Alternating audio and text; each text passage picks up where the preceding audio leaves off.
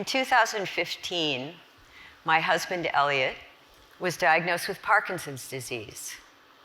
He had a tremor in his left leg, so slight that most of us couldn't notice it. But the next day, he turned to me and he said, "I want to decide the end of my life." And suddenly I was afraid. I was afraid that Elliot, who had loved being alive with every fiber of his being, would take matters into his own hands to protect us from being accomplices in his death and to ensure that no one tried to talk him out of it. And I was afraid that he would act sooner rather than later so as not to wait beyond his capacity to act. Elliot said to me, "I'm afraid I will die choking." I said, "We'll support whatever you decide. Please, will you promise to include us in your thinking? We'll find a way." Our adult children agreed, and we were all crying. What happened as a result, though, is still so full of a kind of grace none of us could have imagined, that I want to share with you a little bit of what we learned, not just about dying, but about really living. In 2015, the only legal way to end one's life in Maine was voluntarily stopping eating and drinking, which can be hard. By 2022, though, when Elliot was so physically compromised that choking was indeed life-threatening for him, Maine's Death with Dignity Act had been in place for 2.5 years. Maine's law allows a patient to peacefully end their life with a self-administered prescription if 2 doctors determine that the patient's diagnosis is terminal, that the patient has the cognitive capacity to know what they're asking for and to make a rational decision and isn't being pressured by anyone. The patient makes 2 verbal requests and a written one that must be witnessed, and there are waiting periods that now can be shortened if the patient is in significant pain. Lots of people qualify for medical aid in dying and never use it. They just want to know that they can. So consider what's on offer here. There's agency. A serious diagnosis robs us of so many choices. And suddenly questions which may have been wafting around in a kind of abstract way take on a new urgency. Will I die choking? Will I die in a hospital? Will anyone I love be with me? There's fear of the unknown behind each of those questions, but Maine's law, with its opportunities for us to guide our dying, is a powerful antidote against that fear.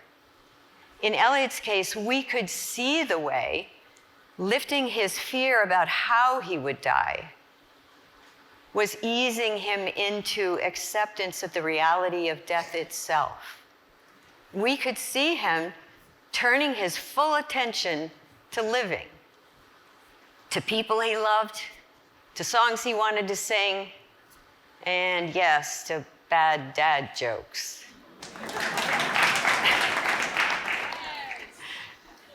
And with genuine and generous enthusiasm, to tales of adventures that others were going on and he would have loved to have joined.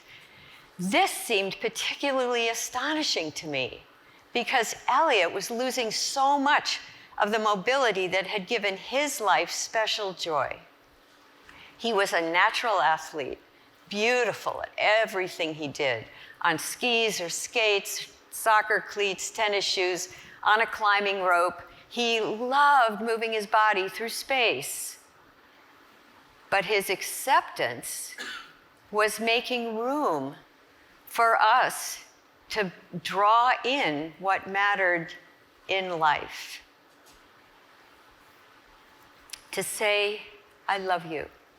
To say, "I'm sorry." To say, "Thank you." to say, "You matter."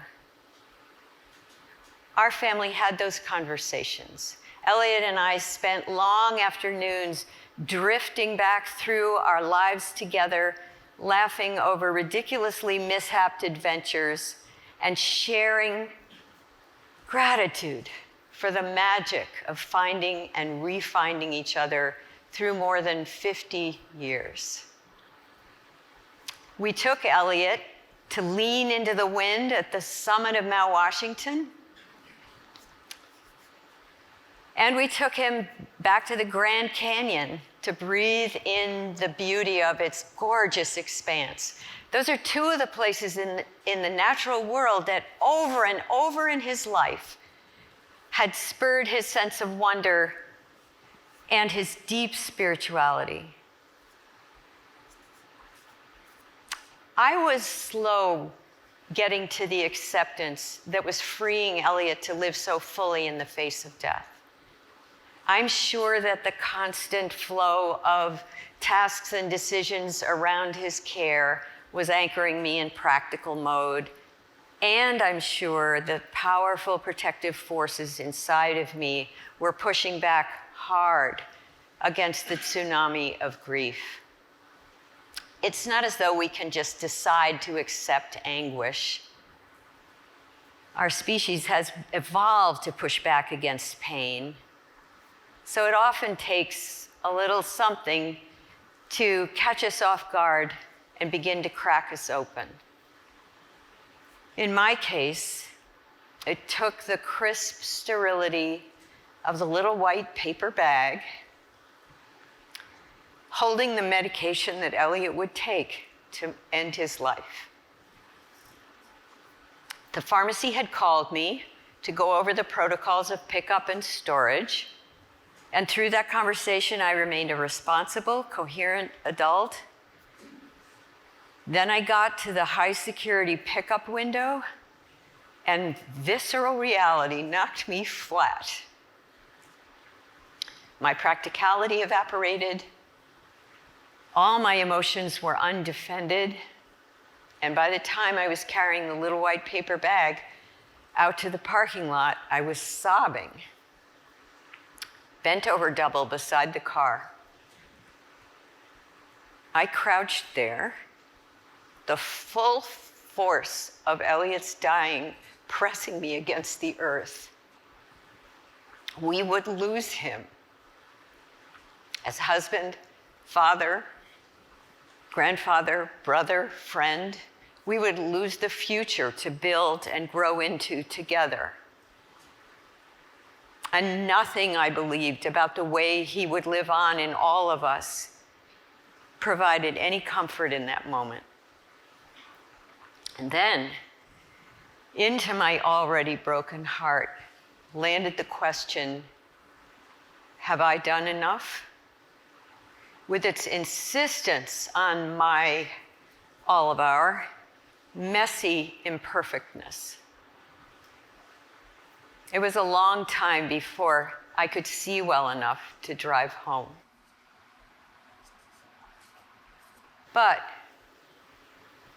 as the days unfolded toward and then into that spring, the conversations I was having with Elliot, the power of his example, the love so many people were sharing with us, and the knowledge that Elliot would be protected in his dying and surrounded by people he loved. All were holding the emotional space open for me to begin catching up. Elliot had decided that he wanted to live to celebrate his 75th birthday, so he planned his dying, his bowing out, as he was starting to call it, for 5 days afterward. On the beautiful May afternoon of his birthday, we invited our extended family and closest longtime friends to our farm for a little outdoor party. We spread out colorful tablecloths. Our grandchildren picked wildflowers to set on them. I helped Elliot into a tweed jacket of his father's and a favorite bow tie.